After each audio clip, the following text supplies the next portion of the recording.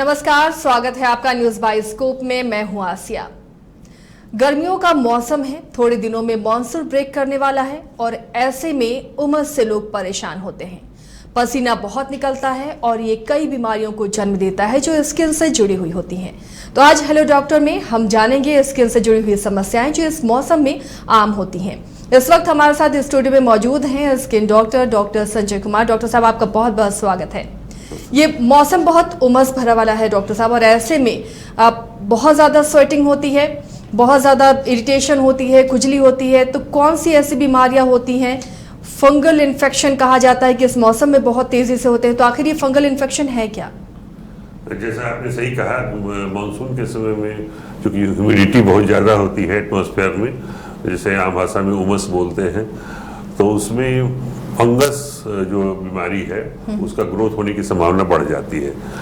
तो बहुतायत रूप से पसीने ज़्यादा छूटते हैं ह्यूमिडिटी के कारण से, और ग्रोइन एरिया में जहाँ पर पसीने निकलने की जो संभावना है, आर्मपिट में और अन्य भागों में भी जहाँ पसीना ड्राई नहीं हो पाता, वहाँ पर फंगस का ग्रो होने का संभावना बढ़ जाती है। इसमें जिसे आम भाषा में हम बिनाई भी बोलते हैं, और शरीर के विभिन्न भागों में अलग अलग तरह के फंगल इन्फेक्शन होते हैं। ये पहचाने कैसे डॉक्टर साहब कि ये फंगल इन्फेक्शन है, फंगसी है? ये पहचान करना भी तो आम लोगों के लिए थोड़ी मुश्किल हो जाती है। हाँ, जैसे ठीक कहा आपने। इसमें प्रायः देखा जाता है कि खास करके जो टीनिया कॉर्पोरिस है या टीनिया क्रूरिस है, जो सबसे कॉमन है, यानी टीनिया कॉर्पोरिस का मतलब अभिप्राय है कि शरीर के विभिन्न भागों में गोल गोल चकत्ते जैसे सिक्के के आकार का या उससे बड़े आकार के राउंड राउंड किनारा उसका रेड कलर का होता है और बाकी बीच का कलर नॉर्मल होता है। इस ढंग के बिल्कुल गोलाकार नहीं, लगभग गोलाकार आकृति की विभिन्न भागों में शरीर के चारों तरफ अगर हो जाते हैं तो ये पहचान है फंगल इन्फेक्शन की।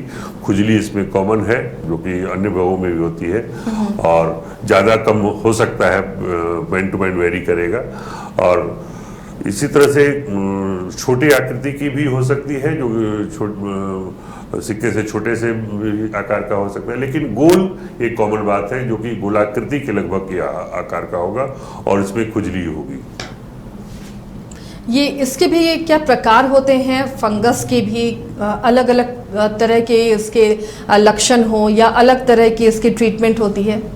जी हाँ, जैसा कि आपने कहा कि जैसे कॉमन है कि जैसा मैंने बताया कि फंगल इन्फेक्शन में इचिंग यानी खुजली एक सबसे बड़ी समस्या होती है। कभी इंटेंस बहुत ज़्यादा हुई खुजली होने लगती है। तो लेकिन इसमें एक ऐसी फंगल इन्फेक्शन है जिसे हम टीनिया वर्सिकोलर यानी आम भाषा में इसे यहाँ झारखंड में धनफुल्ली और बिहार में उसे सिहुली के नाम से जाना जाता है। इसे सुखरोग बोलते हैं गाँव में। सुखरोग का अभिप्राय मतलब इसमें कोई परेशानी नहीं होती, कोई बिल्कुल खुजली नहीं होती। एकमात्र यही एक फंगल इन्फेक्शन है जिसमें खुजली नहीं होती। इसका पहचान ये है कि प्रायः, अब तो बदल रहा है, लेकिन प्रायः ये नेक एरिया में और कहिए कि root of the neck area, shoulder area, पीठ में, बैक में, अपर एरिया में ये छोटे छोटे हल्का हाइपोपिगमेंटेड मतलब जो फेडेड स्किन का छोटा छोटा बिल्कुल आकृति के ये उभर करके आते हैं। इससे कोई परेशानी शरीर में नजर नहीं आती? नहीं आती है। पेशेंट को कोई हिस्ट्री मिलते हैं, पूछते हैं खुजली है, बिल्कुल नहीं है, कोई परेशानी नहीं है। ये और इससे थोड़ी मिथ भी है, लोगों में भ्रांतियां भी हैं कि ये एक बहुत बड़ी बीमारी है, क्रोनिक डिजीज है, ये जल्दी ठीक नहीं होता है। उसमें विभिन्न प्रकार के अगर लोग, हमने जैसा कि पेशेंट से ही सुना है कि वो फिल्म साफ करने वाला जो केमिकल आता है उसको लोग लगाते हैं कि ऐसा, जबकि ऐसा कुछ नहीं है। फंगल इन्फेक्शन है, जैसे सबके ट्रीटमेंट होता है। इसमें है कि क्योंकि लार्जर एरिया में होता है, इसमें हम कीटोकोनाजोल का क्रीम वगैरह लगवाते हैं और साफ रखने के लिए, ड्राई रखने के लिए रखते हैं, एंटीफंगल पाउडर देते हैं, सूप लगवाते हैं, तो वो ठीक हो जाता है। और जो किच भी होता है ये कहाँ पर होता है और इसका क्या ये खत्म हो सकता है ट्रीटमेंट से? हाँ, बिल्कुल ठीक हो सकता है। ये भी एक फंगल का जो ये प्रकार है। इसमें देखेंगे कि एंटी फंगल हम इसमें क्रीम यूज कराते हैं और एंटी फंगल हम खाने की दवाएं इसमें देते हैं जो कि थोड़े समय तक चलती हैं। अभी एक समस्या जो उभर कर आ रही है, देखा जा रहा है कि एक फंगल समस्या, फंगल जो इन्फेक्शन था जो सामान्य थे, हम लोग इजीली ट्रीट करते थे, अब वो बड़ा रूप ले लिया, इसलिए कि जो हमारी कन्वेंशनल थेरेपी थी, जो कॉमन परंपरागत से चल रहा था, फ्लुकोनाजोल, क्लोट्रिमाजोल वगैरह खाने के लगाने की दवा, वो रेसिस्ट कर गई है। रेसिस्ट करने का वजह ये है कि लोग में सिम्टोमेटिक जैसे ही रिलीफ मिलता था, इचिंग जैसे सबसाइड हुआ, पेशेंट जो है दवा बंद कर दिया, लगाना भी और खाना भी। और उस पर जुमला ये कि भाई ज़्यादा दवा खाने से साइड इफेक्ट होता है, करके उन्होंने तीसरी कर ली, जिसके कारण धीरे धीरे वो दवाएं रेसिस्ट कर गई है। अब जो है कि उनको या तो डोज बढ़ा कर देना पड़ता है या अब दवा ही बदलनी पड़ती है। नित्य नए नए एंटी फंगल क्रीम और एंटी फंगल टैबलेट कैप्सूल जो भी अलग अलग मॉलिक्यूल की कोशिश में लोग, विभिन्न कंपनियां लगी हुई हैं लाने के लिए। अभी लेटेस्ट में इट्राकोनाजोल कैप्सूल सबसे पॉपुलर है और लगाने में डुलिकोनाजोल, जो कि अभी ज़्यादातर डॉक्टर, हम डर्मेटोलॉजिस्ट वगैरह यूज कर रहे हैं। एक नाखून का भी फंगल इन्फेक्शन होता है, कई बार देखते हैं लोगों के नाखून सड़ने लगते हैं, टेढ़े मेढ़े होने लगते हैं, क्या वो भी फंगल इन्फेक्शन का टाइप है? हाँ, आपने सही कहा। एक इसमें भी नाखून के में देखेंगे कि उसका कलर जो है बिल्कुल डिस्कलर हो जाता है, येलोइश कलर का हो जाता है, किसी में डार्क थोड़ा सा ब्लैक कलर का भी हो जाता है पुराना होने पर, और इसमें भी खुजली नहीं होती। इसमें सिर्फ जो है नाखून की विकृति हो जाती है और नाखून देखने में भद्दा लगने लगता है। ये हाथों के नाखून में भी होता है और पाँव के नाखून में भी होता है। ये इसमें है कि ये फंगल इन्फेक्शन जिसको कि ऑन्क्योमाइकोसिस कहते हैं, ये इसमें एक ही है कि इसकी इलाज थोड़ा लंबे समय तक हमें करना पड़ता है। लगाने के लिए हमें नेल लेकर आते हैं, जिस तरह से नेल पॉलिश होती है उसी तरह का इसमें दवाई आती है जो कि बिल्कुल अल्कोहल बेस पे रहती है। उसको वो जैसे नेल पॉलिश सूख जाती है, उसी तरह से ये उसको लगाकर छोड़ देते हैं। सिर्फ ओरल ट्रीटमेंट होता है? और ओरल ट्रीटमेंट के लिए भी हम टर्मिनाफिन टैबलेट उसको लंबे समय तक देते हैं, 250 mg का पर केजी बॉडी वेट के हिसाब से। कोई सर्जरी की जरूरत नहीं होती है? कोई सर्जरी की जरूरत नहीं होती है। हाँ, नया नाखून अच्छा निकले इसके लिए विटामिन B7, बायोटीन और उससे रिलेटेड कैल्शियम पैथोनेट वगैरह की सप्लीमेंट देते हैं ताकि नया नाखून सही आकृति का और सही स्वरूप में आए। तो मतलब इसमें सुधार गुंजाइश 3 हफ्ते के बाद ही दिखाई देना शुरू होता है। और पैर के नाखून में और भी समय लग सकता है, 6 महीने तक भी दवा खानी पड़ सकती है। लंबी इसमें दवाई चलती है, लंबा ट्रीटमेंट चलता है। पाँव के नाखून में जो है समस्या टोज अगर नेल है तो उसमें और जब 10 दुगना समय लगता है, इसलिए पेशेंट को हम लोग पहले ही बोल देते हैं कि इसमें समय लगेगा और सुधार आपको 3 हफ्ता के बाद ही दिखाई देगा, क्योंकि उसका कलर वगैरह जब चेंज होगा, थोड़ा नॉर्मल होगा तभी तो दिखाई देगा। और आपको जो हमने नेल लेकर लगाने के लिए दिया है उसमें 2 तरह की भी आती है, डेली लगाने वाला भी आता है, हफ्ता में 2 दिन भी लगाना आता है। उसमें सारी चीज़ रहते हैं, उसको नेल फाइलर से उसको साफ करना, पुराने जो है डेड सेल उसको हटा दे करके फिर तब हम उसको बोलते हैं लगाने के लिए। तो इस ढंग से अगर पूरा पालन करता है तो वो पूर्णतः ठीक हो जाता है। एथलीट फुट भी, ये आमतौर पे देखा जाता है, एथलीट से जुड़े हुए जो लोग हैं, स्पोर्ट्स से जुड़े हुए लोग होते हैं, ये समस्या कैसे होती है, ये फंगस कैसे होता है? हाँ, ये देखिएगा कि पहले तो एथलीट्स वगैरह में होता था, अब देखिए होटल में काम करने वाले या जनरल जो किचन में बहुत ज़्यादातर काम करने वाले, होटल के व्यवसाय में जो है जुड़े हुए, वैसे लोगों को ये बहुत ज़्यादा समस्या होती है। खासकर गृहिणी भी कुछ लोगों में होता है कि बहुत ज़्यादा साफ सफाई, बहुत बिल्कुल पानी की तरह काम करने, तो उनमें क्या होता है कि फुट में दोनों सभी उंगलियों के बीच में, टोज की बीच में जो है कि नहीं वो वाइट का कंटेंट, वो जो पानी खाना बोलते हैं लोकल लैंग्वेज में, वही आम भाषा में, आम भाषा में इसे पानी खाना कहते हैं। इसमें खुजली बहुत कम होती है, हल्की फुल्की होती है।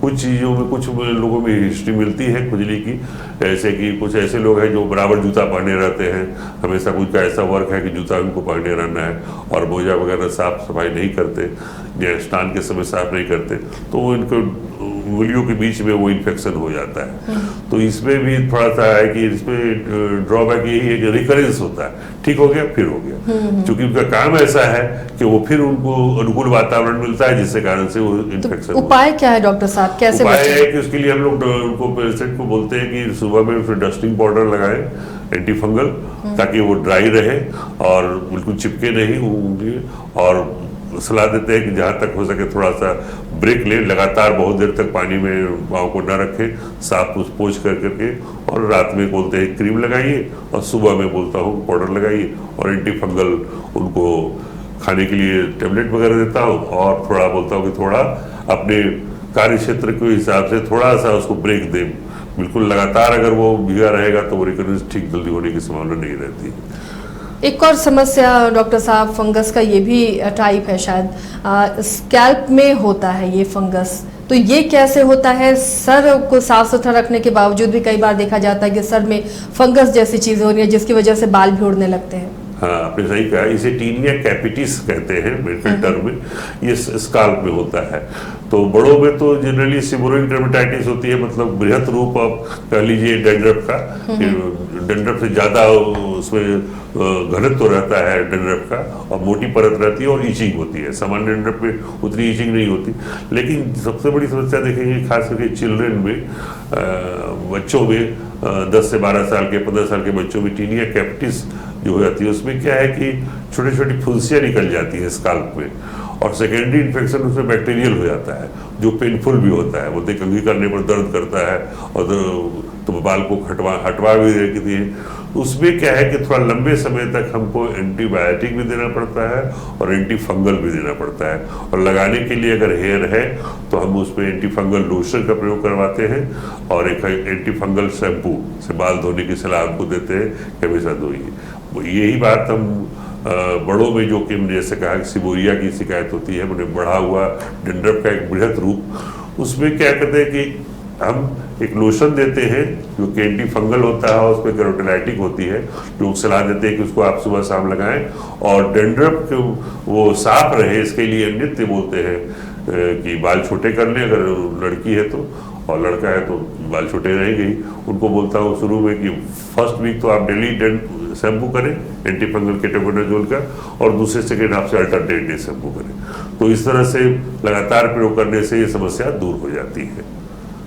तो कई तरह के ऐसे फंगस होते हैं जिसकी वजह से लोगों को काफ़ी परेशानी होती है, इससे बचाव कैसे किया जा सकता है डॉक्टर साहब? क्या एक रीज़न ये भी है कि इम्यून सिस्टम जिनका कमज़ोर होता है उन्हें ज़्यादा फंगल इन्फेक्शन देखा जाता है, या फिर कुछ दवाओं के सेवन से भी ऐसा हो सकता है? देखिए, जहाँ इम्यून सिस्टम तो हर बीमारी पर लागू होता है, वो तो है ही। अगर जिनका इम्यून सिस्टम कमजोर होगा उनको तो कोई भी बीमारी जल्दी ग्रसित करेगी। बैक्टीरिया, फंगस, वायरस तो मार्केट वातावरण में है ही, लेकिन कुछ चीज़ों जो सबसे बड़ी चीज़ है फंगस का जो रिलेशन है, वो जैसा कि हमने प्रारंभ में ही बताया कि ह्यूमिडिटी, तो हमें ये ध्यान रखना है कि हाइजीन का ध्यान रखना है, खास करके अंडर गारमेंट्स वगैरह जो हम पहने वो साफ सुथरे हुए हो, अच्छी तरह से सूखे हुए हो। जैसे कि मानसून है, होता क्या है कि बारिश होती है, धूप नहीं होता है, तो सूख गए, लगभग सूख गए, कोई हम लोग बोलते हाँ हो गया, तो नहीं। हाँ, कपड़े में धूप नहीं लगना, और उसी तरह नहीं लग पाती है, तो क्या आयरन करना है कि उसका सॉल्यूशन हो सकता है? यही मैं कहना चाहूँगा कि वहाँ पर अगर ऐसा है, मानसून है और लगातार धूप नहीं हो रही है, तो अंडर गारमेंट्स को आप अच्छी तरह से आयरन कर करके उसे प्रेस कर करके पूरी तरह से उसको ड्राई कर लें, फिर ड्राई, और तब उसका प्रयोग करें।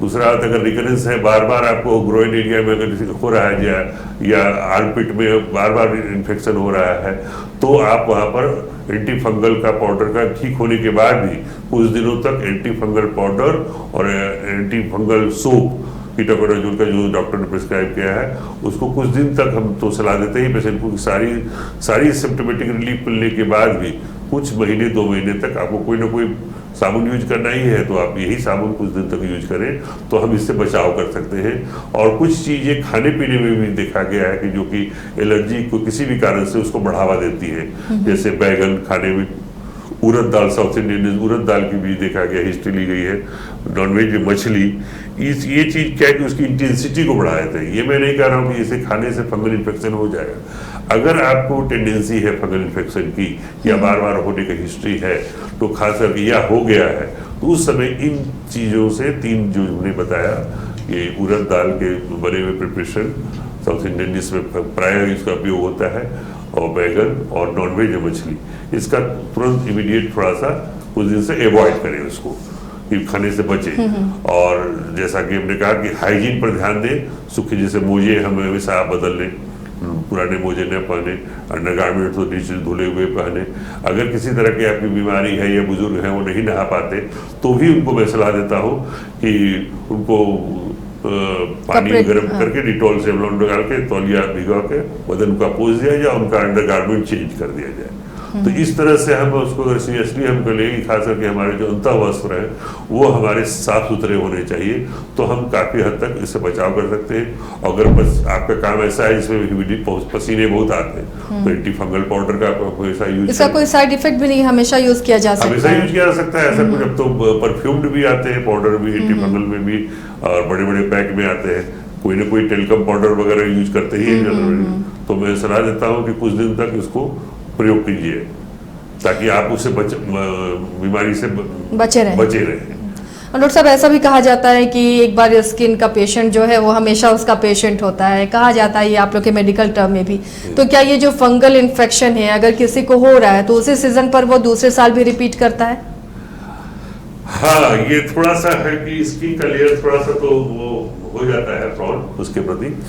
और ये भी एक मैं कहा यहाँ पर एक चीज जोड़ना चाहूंगा कि फंगस इन्फेक्शन जो कंटेजियस है, अगर फैमिली में अगर एक को हो गया तो जो फैमिली मेंबर, मान लिया हस्बैंड को हो गया, पुरुष को हो गया, तो उसकी पत्नी को होने की संभावना बढ़ जाएगी, पत्नी को है तो बच्चों को होने की संभावना, मैंने बहुत ज्यादा क्लोज अगर जो रह रहे हैं, ये नहीं कि उनके रिश्तेदार जो आ रहे हैं, जा रहे हैं या मित्र आ रहे हैं उनको हो जाएगा, इतना हाईली कंटेजियस नहीं है वायरस की तरह। लेकिन हाँ, जो फैमिली मेंबर है जो एक साथ सोते हैं, एक साथ खाना पीना खाते हैं या कॉमन तौलिया यूज करते हैं, बाथरूम का प्रोडक्ट यूज करते हैं, तो उनको होने की संभावना बढ़ जाती है। तो ये भी चीज एक बचाव है कि हम अगर एक घर को है मेंबर को तो तौलिया अपना अलग रखें और उनके साथ थोड़ा सा डिस्टेंस बना के रखें। नहीं तो फिर क्या है कि वो एक चक्र बन जाता है। पता लगा कि जब तक हमने उस व्यक्ति को ठीक किया तब तक उसकी पत्नी को हो गया, और फिर वो ठीक हुआ ही नहीं कि पत्नी से फिर इसको हो गया, तो वो चक्र जो है कि नहीं वो तोड़ना पड़ता है। तो ये चीज भी हिस्ट्री लेनी पड़ती है कि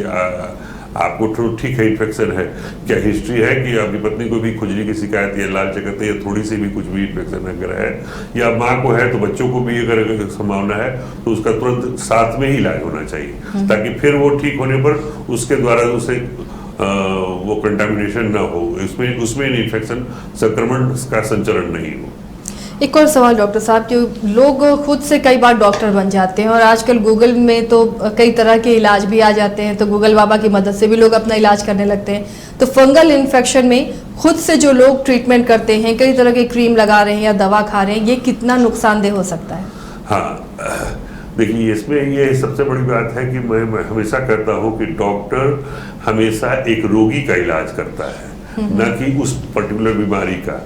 और आम धारणा ये है कि लोग समझते हैं कि ये फलना बीमारी और फलना दवाई, ऐसा अमूल मंत्र नहीं है कि राम कुमार को ये दवा चली तो सारी वही दवाएं और उतनी मात्रा में श्याम कुमार को भी चलेगी। नहीं, उस राम कुमार के लिए वो दवा मुफीद है, दूसरा श्याम कुमार की हिस्ट्री क्या है, उनका नेचर ऑफ जॉब कैसा है, कितना बॉडी वेट है, और या कोई और बीमारी तो नहीं है, उसके आधार पर हम लोग उसकी चिकित्सा करते हैं। कितने अंतराल तक चलाना है उस दवा का, कब उसको बंद करना है, टैपर करके बंद करना है, एब्रप्टली अचानक बंद करना है, इन सब बातों का भी ध्यान रखना। तो इसलिए खाली बीमारी और दवा यही चीज अंतर है। इसलिए हम जैसे कुछ सिम्प्टोमेटिक रिलीफ के लिए हमने एंटी फंगल में कुछ स्टेरॉइड मिली हुई क्रीम का भी प्रयोग करते हैं, बाजार में ही मिलती है। तो कितने दिन तक उसका प्रयोग करना है, कब उसको बंद कर देना है, फिर खाली प्लेन एंटी फंगल क्रीम चलाना है, ये डॉक्टर डिसाइड करता है। होता क्या है कि वो मिली हुई सारी दवाएं आती हैं, उसका प्रयोग करता है, पेशेंट को रिलीफ मिलता है, जो कि स्टेरॉइड मिला हुआ है, पेक्लोमेथाजोन, बीटामेथाजोन, क्लोबेटासोल, मोमेटासोल, बहुत सारी स्टेरॉइड। अब उसको रिलीफ तो मिला, लेकिन जैसे बंद करता है वो और फ्लेयर अप कर जाता है जैसे बंद करता है। तो यही बात है कि वो कब बंद करना है, कितनी मात्रा में चलाना है, कितना माइल्ड स्टेरॉइड का प्रयोग करना है, मोमेटासोल का ही करना है, क्लोबेटासोल का, किस एरिया में है, बच्चा है, उसकी उम्र कितनी है, इस सब को ध्यान में रखते हुए डॉक्टर पर्टिकुलर उस पेशेंट के लिए एक लाइन ऑफ ट्रीटमेंट तैयार करता है, और उसके लिए वो चीज होती है। यही डिफरेंस आम आदमी नहीं समझ पाता। उनको लगता है कि क्या हुआ, वही दवा लेंगे, इनसे ले लेंगे, मैं ले लूंगा, उस मेरे मित्र को भी हुआ था, वो वही दवा तो डॉक्टर साहब प्रिस्क्राइब किए थे, तो वही मैं भी कर लूंगा।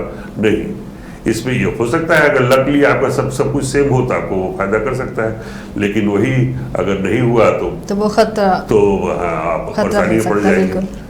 तो चलिए, डॉक्टर साहब ने बहुत अच्छी जानकारी दी है। और खुद से डॉक्टर ना बने, जब भी ऐसा लगे आपको कि फंगल इन्फेक्शन हो रहा है, उसकी चपेट में आप आ रहे हैं, डॉक्टर से फौरन कंसल्ट करें तो आपकी बीमारी फौरन ठीक हो सकती है। और एहतियात बरतें, जैसा डॉक्टर साहब ने कहा है कि इस मौसम में आपको साफ सुथरा रहने की बेहद जरूरत है, उसका प्रॉपर ध्यान रखें। तो आज हेलो डॉक्टर में इतना ही। डॉक्टर साहब बहुत बहुत शुक्रिया आपका इस तमाम जानकारी के लिए। फिर हम इसी तरह हाजिर होंगे कुछ और मसले, कुछ और समस्याओं के साथ, और उसका निदान आपको बताएंगे। फिलहाल न्यूज़ बायोस्कोप में इतना ही। नमस्कार।